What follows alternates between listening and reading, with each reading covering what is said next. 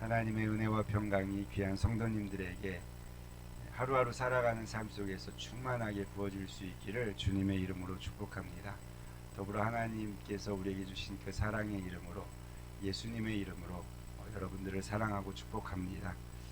오늘 본문은 아브라함이 아들 이삭, 아내를 얻기 위한 계획이 기록되어져 있습니다.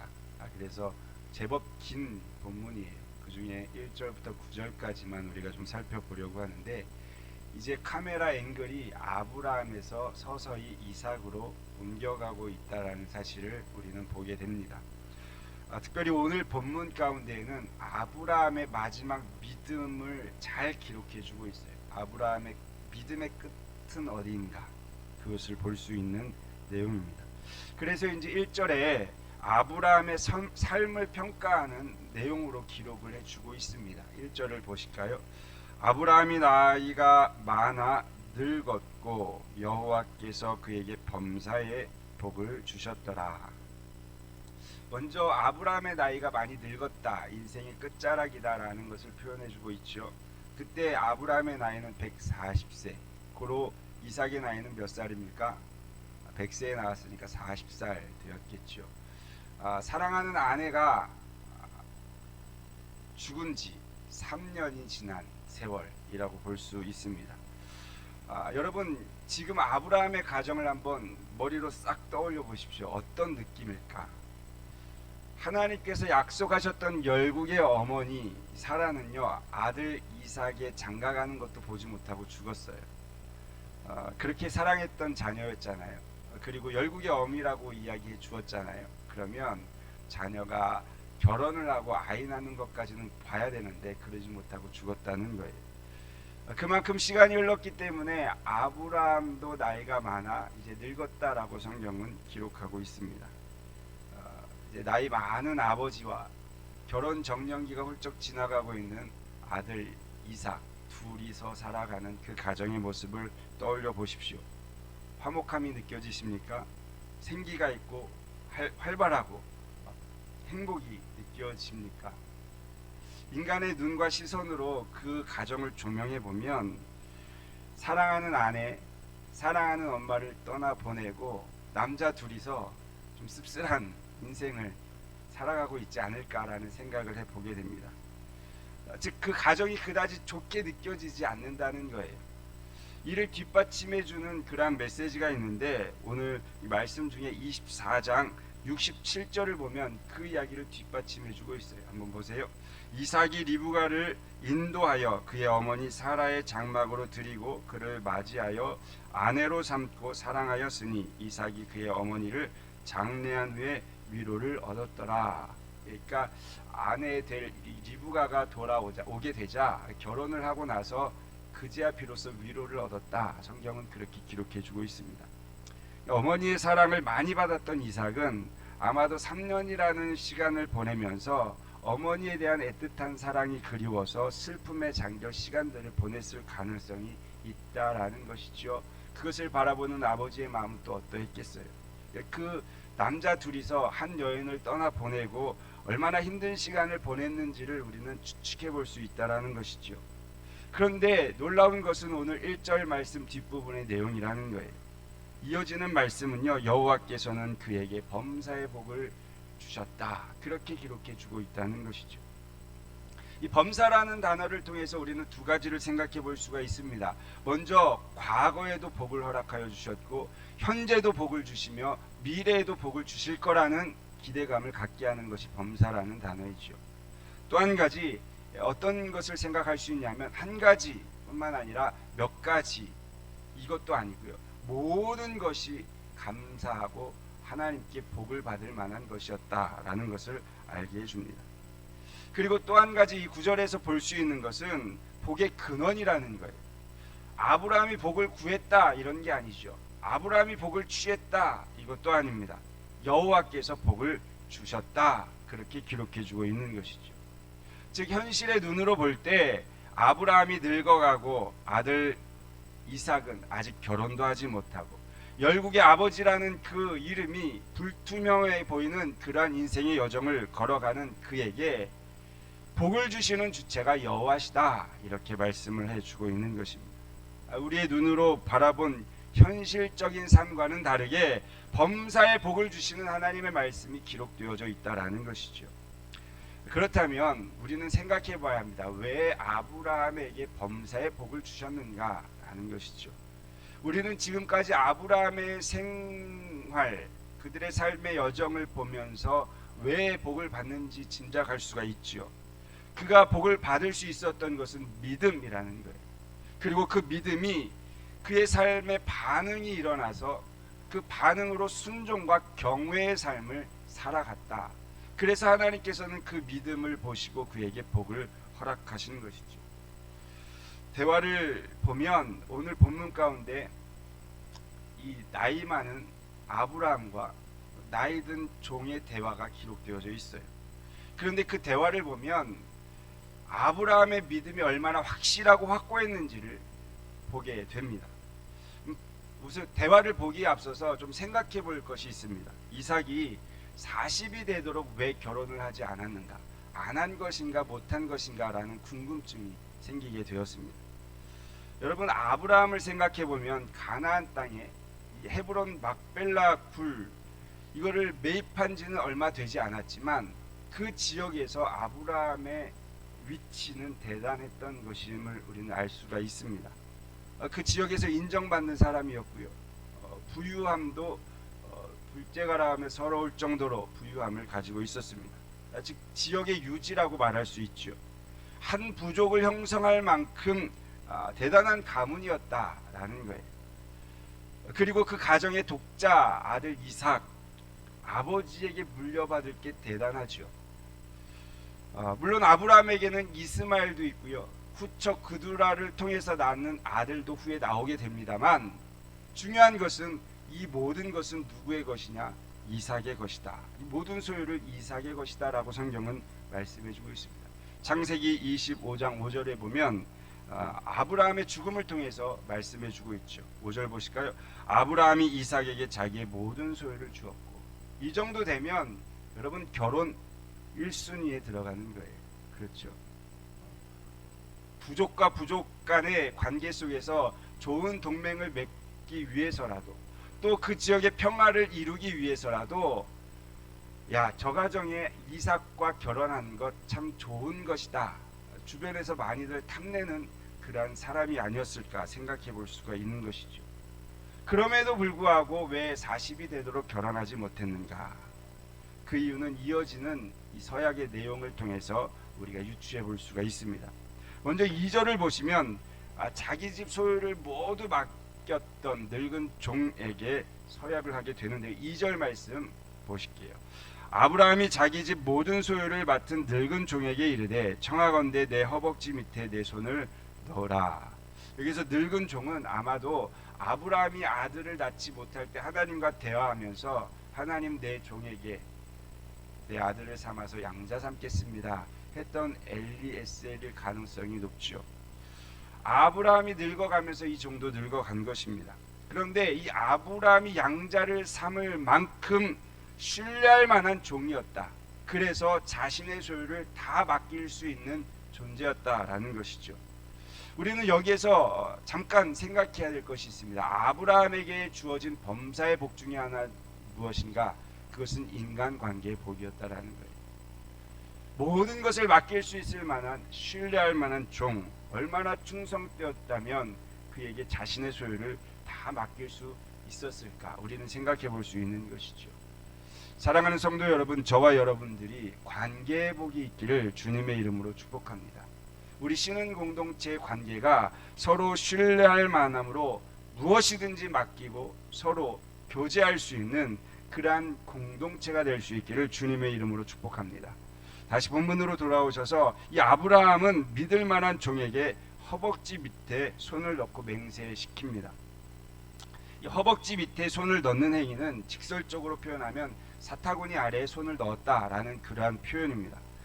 이것은 당시 고대 사회 그 근동 지방에 있었던 아주 중요한 서약을 할 때 했던 행동이라고 하죠. 그래서 이것을 불복종할 시에는 저주가 임할 것이고 또 한 가지 대를 이어서 충성하겠다라는 그러한 의미가 담겨져 있는 그러한 엄숙한 맹세의 행동이었다. 아브라함이 왜 이 중요한 맹세를 했을까요? 이삭의 결혼이 그만큼 중요했기 때문이다라는 것이죠. 아브라함은 자신이 늙어 죽음의 목전 앞에 있었지만 이 이삭의 혼사 문제만큼은 엄숙한 맹세를 통해서 잘 이루어지기를 소망했던 아버지의 마음이 담겨져 있는 것이죠. 이삭의 배우자를 찾는 일이 정말로 중요했기 때문에 이 과정 속에서 이 종에게 성심성의껏 찾아주기를 간곡히 부탁하는 마음이 밑바닥에 깔려있기도 하는 것입니다. 그럼 이렇게 중요하고 핵심적이었던 그런 내용은 무엇인가? 3절 4절 말씀을 보실까요? 내가 너에게 하늘의 하나님 땅의 하나님이신 여호와를 가리켜 맹세하게 하노니 너는 내가 거주하는 이 지방 가나안 족속의 딸 중에서 내 아들을 위하여 아내를 택하지 말고 내 고향 내 족속에로 가서 내 아들 이삭을 위하여 아내로 택하라. 핵심은 아주 간단합니다. 택하지 말고 택하라 라는 거예요.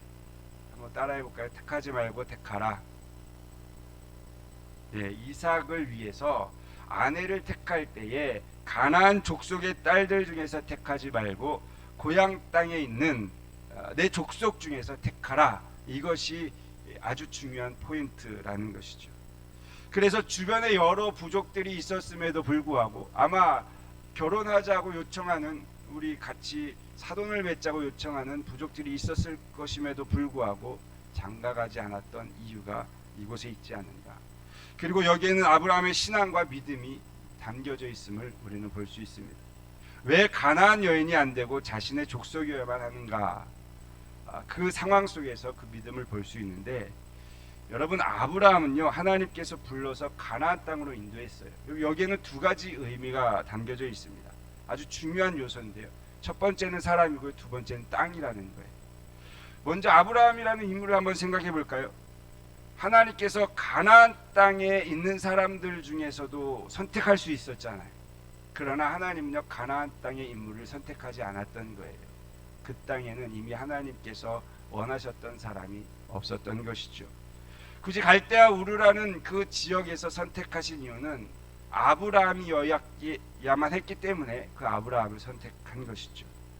그래서 머나먼 여정을 거쳐서 가나안으로 이주케 한 것입니다. 또한 가나안 땅을 한번 생각해 보실까요? 하나님께서 원하셨던 땅이요 갈대아 우르여도 되잖아요.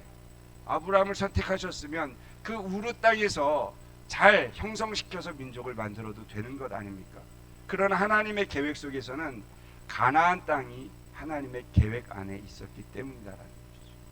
즉 아브라함이라는 인물과 가나안 땅이라는 이 땅이 같이 충족되어야지만 하나님의 계획 안에 진행되는 민족이 형성될 수 있었다라는 거예요. 그리고 아브라함은 삶의 여정을 보내는 가운데 이렇게 사람을 택하고 땅을 택하셨던 그 하나님의 마음을 점점 알아갔던 것이죠. 그래서 그러한 삶의 여정 속에서 하나님의 마음을 점점 흡수하게 되었고, 그렇다 하나님의 마음을 알았으니 이제는 내가 가나안 민족을 통해서 아내를 맞이하게 할 수 없다 라는 것을 생각했고, 반드시 이 땅으로 와야만 한다라는 그 마음도 있었던 것이죠. 이를 뒷받침해주는 고백이 7절 중반절까지 기록되어져 있습니다. 7절 보실까요?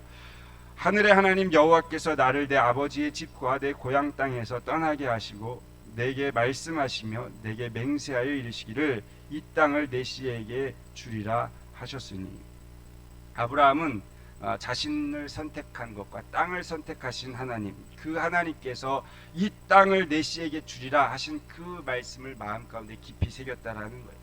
이렇게 고백할 수 있었던 것은요, 하나님께서 아브라함을 만날 때마다 해주신 이야기. 그렇죠. 만날 때마다 너의 씨가 이 땅에 있을 것이다. 하아레츠라는 표현인데, 이 구약 성경에 이 아브라함의 사건 속에서 계속해서 나오는 표현입니다. 하아레츠. 이 땅에 너의 씨를 민족으로 만들 것이다. 만날 때마다 하시는 그 말씀이 마음 가운데 새겨져 그는 믿고 살았던 것이고, 그것을 위해서 이제는 결단하게 되었다라는 것입니다. 그래서 아브라함은요, 하나님의 말씀, 그 약속하심을 이루기 위해서 믿을 만한 종에게 하늘의 하나님과 땅의 하나님으로 언약을 하는 것이죠. 약속 맹세를 하게 된 것입니다. 여기에는 하나님에 대한 고백이 담겨져 있죠. 하늘의 하나님 무엇입니까? 하늘에서 역사하시는 그 하나님이 땅의 하나님, 이 땅에서도 동행하셔서 동일하게 일하시는 하나님이시다. 그 역사의 주인이신 하나님께서 오늘 이 땅에서 너의 길을 인도하셔서 역사하실 것이니 염려하지 말고 그 길을 다녀와라 라는 그러한 고백이 담겨져 있는 것입니다. 그러니 아브라함이 맹세할 때는요, 반드시 이루어질 것을 믿고 맹세했다, 이 믿음이 있었다라는 것이죠. 따라서 우리는 이 택하지 말고 택하라 라는 이 명령 속에서 아브라함의 믿음을 볼 수 있는 거예요. 아무리 이야기해도 안 된다, 나에게는 분명한 기준이 있다. 그것은 가나안 땅에서 택하지 않는 것이고 고향 땅에서 택하는 것이다. 이 말씀 속에 아브라함의 믿음을 저와 여러분들이 기억할 수 있기를 소망합니다. 두 번째는요, 그 이야기 속에서 이제 늙은 종이 아브라함의 이야기를 듣고 좀 의문점이 생긴 것이 있었던 것 같아요. 5절 말씀을 보세요. 종이 이르되 여자가 나를 따라 이 땅으로 오려고 하지 아니하거든 내가 주인의 아들을 주인이 나오신 땅으로 인도하여 돌아가리까. 그러니까 여러 가지 생각을 했겠죠. 맹세하기 전에 이 아브라함 주인의 말을 잘 이행해야 될 텐데 가고 오는 과정 속에서 여러 가지 발생할 일들이 있을 텐데 생각을 했을 것입니다. 먼 길을 가서 주인이 원하던 대로 모든 조건이 맞춰진 사람을 찾았어요. 얼마나 감사한 일이에요. 그런데 그 여인이 만약에 저를 따라서 이곳으로 오지 아니하면 어떻게 하면 좋겠습니까? 라는 질문이에요. 어쩌면 굉장히 상식적인 질문입니다. 낯선 사람의 이야기를 듣고 남편 될 사람이 어떤 사람인지도 알지 못한 채 따라온다는 거, 그거 쉬운 일이겠어요? 그리고 젊은 청년들에게 물어볼게요. 먼 거리, 여러분들에게 어떤 사람이 찾아와서 당신의 남편 될 사람이 있습니다. 하나님께서 준비하신 사람입니다. 함께 가셔야겠습니다. 하면 가시겠어요, 회장님? 어떤 여인이 따라가겠어요? 그러면 부모 세대에게 한번 묻겠습니다. 당신의 딸을 하나님의 사람과 결혼을 시킬 건데 먼 길을 떠나야 합니다. 보내주셔야겠습니다. 보내실 부모 있습니까?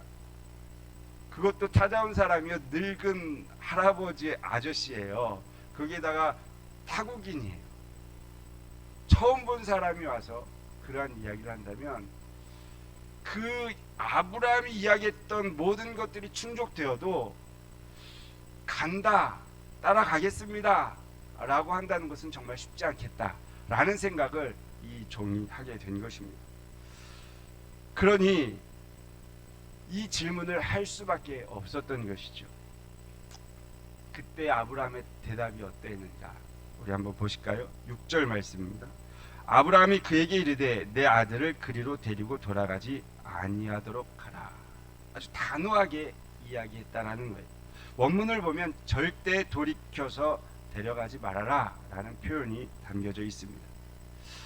하나님의 언약을 신뢰했던 아브라함은요, 그 땅으로 사랑하는 아들을 돌려보낼 수가 없었던 것이죠. 왜냐하면 자신을 그 땅에서 불러서 이 땅으로 인도하셨던 하나님이신데 내 아들을 다시 그 땅으로 돌려보낼 수 없다, 이러한 확고한 마음이 아브라함에게 있었다라는 것입니다.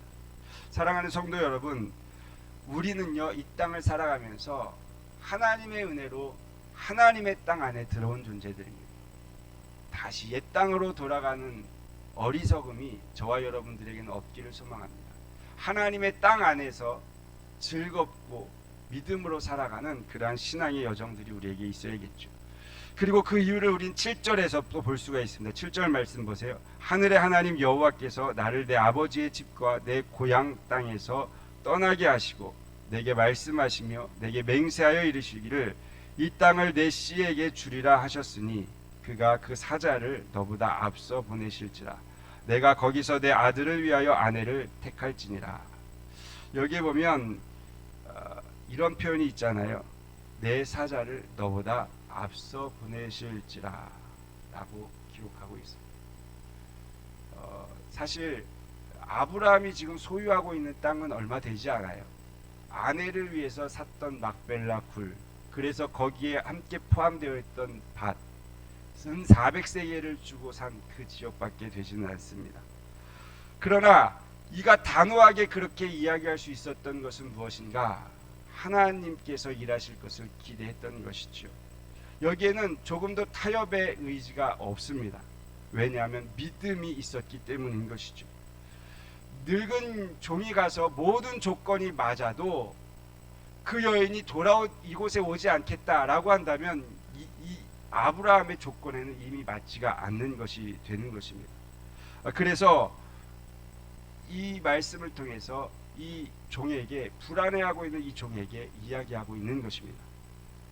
그가 그 사자를 너보다 앞서 보내실지라. 너의 길을 예비하고 준비하신 하나님께서 사자를 보내서 그 길을 열어줄 것이다 라는 것을 이야기하고 있는 것입니다.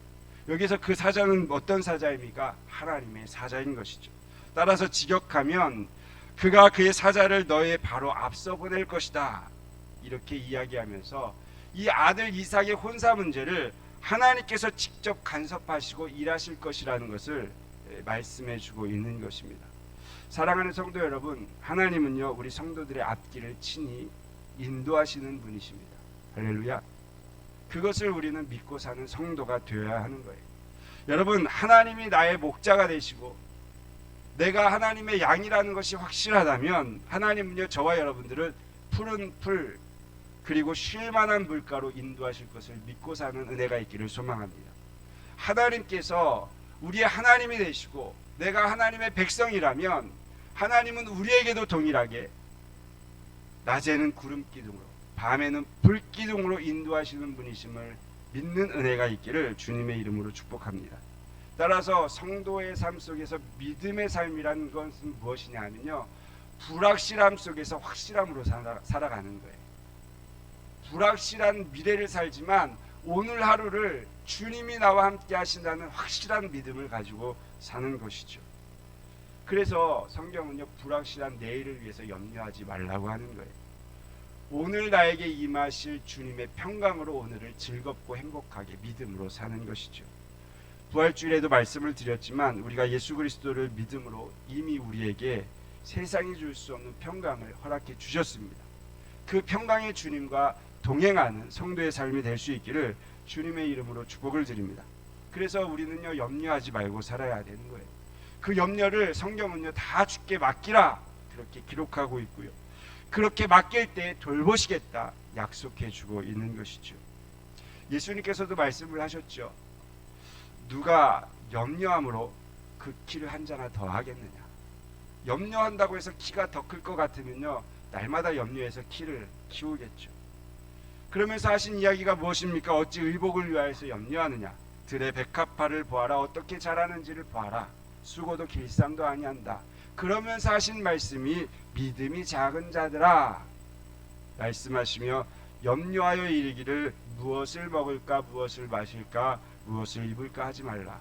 이것은 예수를 모르는 이방인들이 하는 것이다. 따라서 예수 믿는, 예수를 아는 구원받은 하나님의 사람들은 이 염려와 걱정의 삶을 사는 것이 아니라 먼저 그의 나라와 의를 위하여 구하는 삶을 살아서 하나님이 더하시는 축복의 은혜를 누리며 살아야 한다라는 것을 가르쳐주고 있는 것이죠. 아브라함의 마지막 이러한 혼사 문제의 모습 속에서는요 믿음의 최고봉을 볼 수가 있는 것이죠. 아브라함의 두 번째 이야기도 한번 보실까요? 8절 기록되어 있습니다. 만일 여자가 너를 따라오려고 하지 아니하면 나의 이 맹세가 너와 상관이 없나니 오직 내 아들을 데리고 그리로 가지 말지니라. 종의 말대로 조건이 다 맞지 않다면 그냥 돌아와라 라는 거예요. 그리고 너와 한 맹세에 대해선 자유함을 얻어라. 왜 이렇게 표현을 했을까 생각해 보면 단 한 가지입니다. 이 말 속에서도 그의 믿음을 확실히 볼 수가 있는 것이죠. 안 온다고 하면 종의 문제가 아니라는 거예요. 하나님의 문제라는 거예요. 하나님께서 열국의 아버지로 약속을 하셨고 그래서 100세의 아들을 허락해 주셨습니다. 뿐만 아니라 아들을 제물로 바치려 할 때에도 하나님께서는 그것을 막으시고 양을 예비해 주셨다라는 것이죠.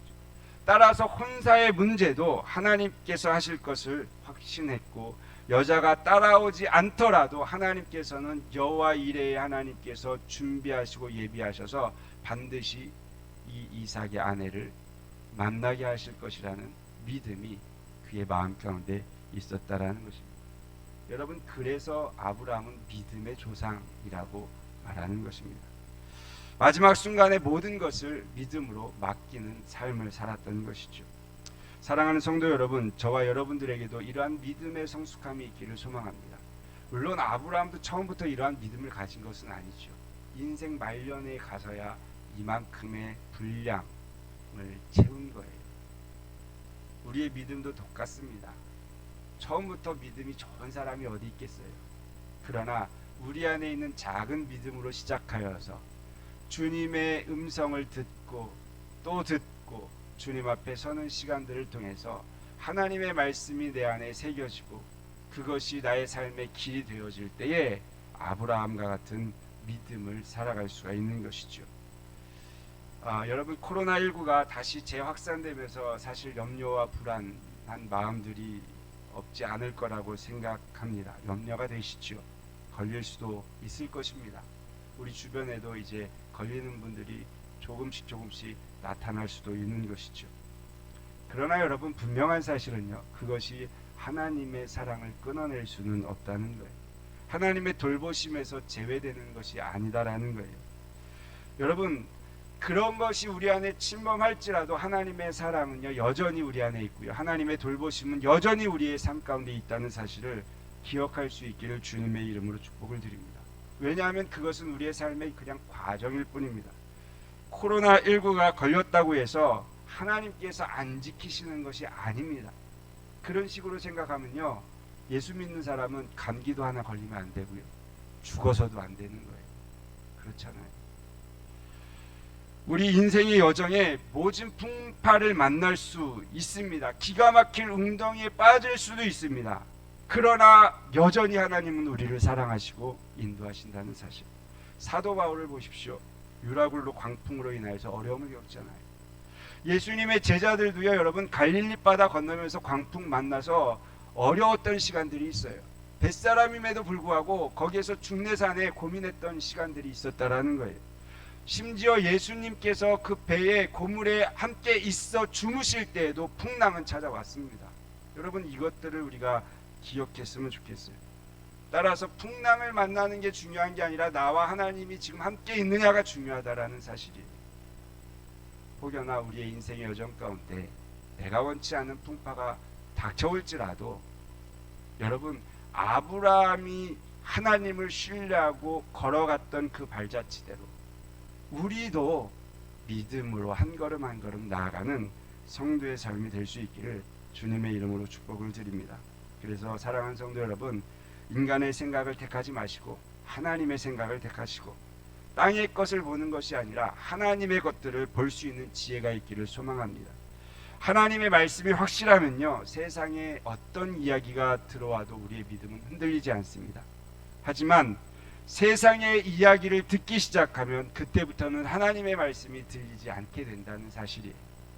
여러분, 세상 사람들이 뭐라 해도 그것 때문에 타협하는 신앙이 되지 않기를 소망합니다. 교회에 대한 세상에 안 좋은 시선이 있다고 해서 하나님과 멀어지는 일들이 없기를 소망합니다. 그럴수록 더 기도하시고 더 말씀 앞에 서셔서 하나님과의 관계가 더 깊어지고 돈독해지는 신앙의 여정들이 저와 여러분 가운데 부어질 수 있기를 주님의 이름으로 축복합니다.